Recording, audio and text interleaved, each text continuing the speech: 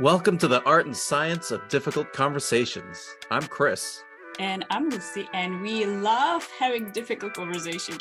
That's right. And each week we'll either share a tip, hear how others have gotten better at difficult conversations, or demonstrate common difficult conversations and what to do and what not to do. Let's get into it. Welcome to today's episode of the Art and Science of Difficult Conversations. Now, whether you're here out of curiosity or a commitment to better communication, I appreciate you. Improving our communication skills can greatly enhance our relationships, well-being, and performance. And it's like a snowball effect. One person's improvement can inspire others to improve as well. So thank you. I'm Lucie, a leadership and emotional intelligence coach, and your host for this episode. Today, I'll introduce a powerful communication strategy that can help you navigate difficult conversations more effectively and also strengthen your relationships. Now, before I continue, I want to ask you a question. Have you ever found yourself in a conversation where you and the other person were just talking over each other and leaving you both feeling unheard and frustrated? Well, if so, stay with us because this episode will show you how validation can break that cycle and lead to more meaningful interactions. By the end of our time together, you will understand what validation is, why it's important, and also how to use it effectively. Now let's start with looking at what is validation. Validation comes from the Latin word validus, meaning strong or effective.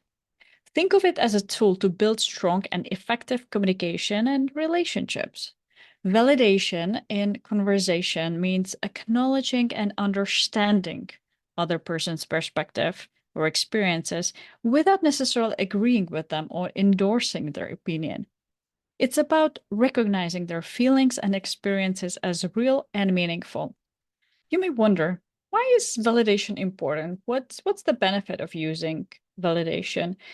Well, let's explore the 5 key benefits that validation has when you use it in your conversations. One of the first ones is it lowers defenses of people in the conflict or in the communication. Because when people feel heard and understood, which the validation can provide, they're more likely to relax a little bit more and become more open to hearing the other person's perspective as well. As a result, it actually can break the cycle of talking over each other. When one person pauses, listens actively, and reflects back what the other person is communicating, it can really transform the conversation's dynamics. As a result, it also enhances your communication. So feeling understood rather than judged encourages more honest and open communication on both sides. It can also reduce conflict because validation can de-escalate the stress by calming our survival instincts, allowing for a more thoughtful and empathetic dialogue rather than trying to defend and even sometimes increasing the volume of our voice when we don't feel heard by the other. And it also promotes emotional health in a way because feeling validated boosts emotional well-being and self-esteem even. For parents, this is especially helpful with children and for even anyone looking to improve their own self-esteem. Notice how often you invalidate yourself, but we'll save more about that for another episode. Now, let's go back to validation. And before I go into the steps how to validate, let's look at first what is not validation. Well, validation is not about ignoring, dismissing, or judging what the other person is sharing. It's not about making fun of the comments or saying, I'm just joking. You don't take it too seriously. It's not about offering unsolicited advice either, or immediately shifting the focus to your own experiences. Now, here are some examples. So when somebody shares that they're stressed out about work, and you say, "Oh, come on, it's not a big deal. You'll get over it." That's actually dismissing and invalidating their experience, which leads to them feeling disconnected. Or a colleague shares their frustration with a project and you say, you are overreacting. It's not that bad. Again, It criticizes their reaction rather than acknowledging their experiences. It also can happen that if somebody is upset and you immediately suggest solutions like, you should just do this, don't feel this way. Again, they may feel like you are not really getting them, understanding them. Again, they could feel disconnected. And it also shifts the focus from their experience to your advice. Last example I used around this, what validation is not, is let's say when a friend or your spouse shares something painful and you respond with, you think that's bad? Ugh, let me tell you what happened to me, how worse I have it. And so it minimizes their experience and it again weakens the connection and it basically they feel disconnected, invalidated, and they may also close down. And instead of you strengthening the relationship, it can create a crack in it. Now, what is validation? Validation involves three key practices. I will share with you the three key practices today. So, number one, it's being present and listening actively. Number two, it's about acknowledging the other person's experience. And number three, you can also reflect back what you've understood from what the other person was sharing. And here is how to apply these in your interactions.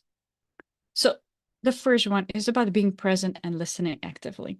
What does that look like? Well, when a friend or somebody in your life, be it in professional or personal life, shares a problem, their problem with you, or your common problem and wants to talk about it, please listen without interrupting. Just try it out and see if you can put away any distractions, put away your phone, turn off the TV, maybe turn off the music, and just be with them fully present. Maintain eye contact if you like, you can even nod to show you're engaged. See how that experience could be different. Try it out. Next time when you speak with somebody, see if you can really be there fully with them and listening to them actively. Okay. The next form of validation is acknowledging their experience.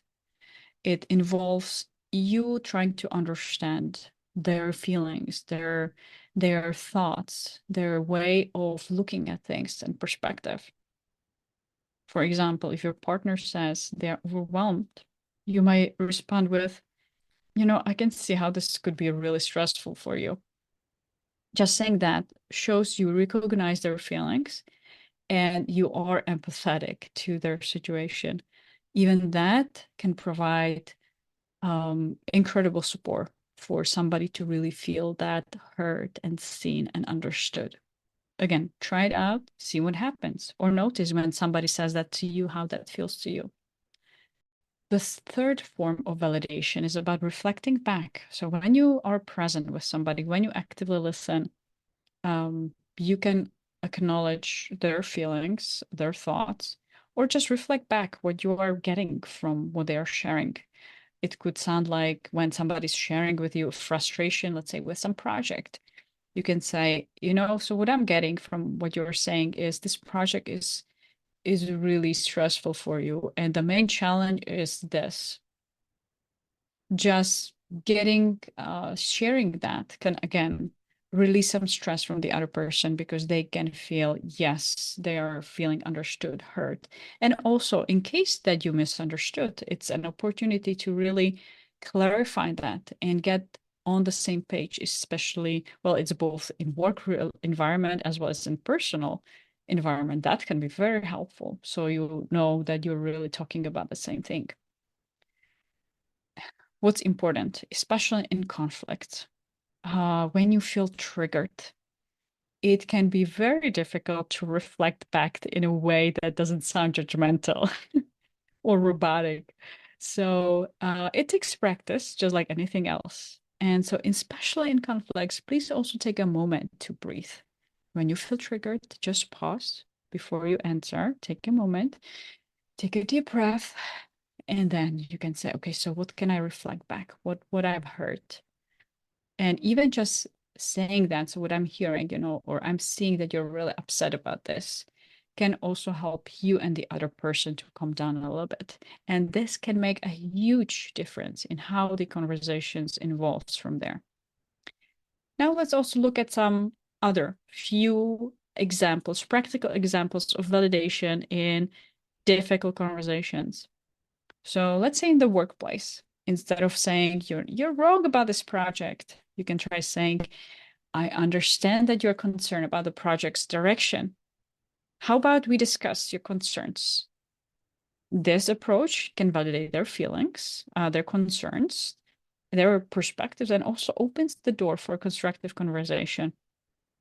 Or let's say in a family conflict, rather than saying, oh, you shouldn't feel this way, it's not a big deal. You can acknowledge their emotions with, I can see that you're really upset about what happened, and it does make sense that you would feel this way. I get it. Or let's say in friendships issues, instead of dismissing the friend's feeling by saying, you're just being too sensitive, it's not a big deal. You can say, it sounds like what I said really hurt your feelings. I'm so sorry. I don't want to hurt you, and I'd like to find a way to resolve this together. It could be invalidating also response. I didn't say it. I was just joking when somebody says actually hurtful and you say, ouch, that really hurt. And they said, I was just joking. It was just a joke. That also is very invalidating and disconnecting response. The last example specific, let's say in romantic relationships, when your partner expresses distress, avoid saying, well, stop being so dramatic. It's not so serious.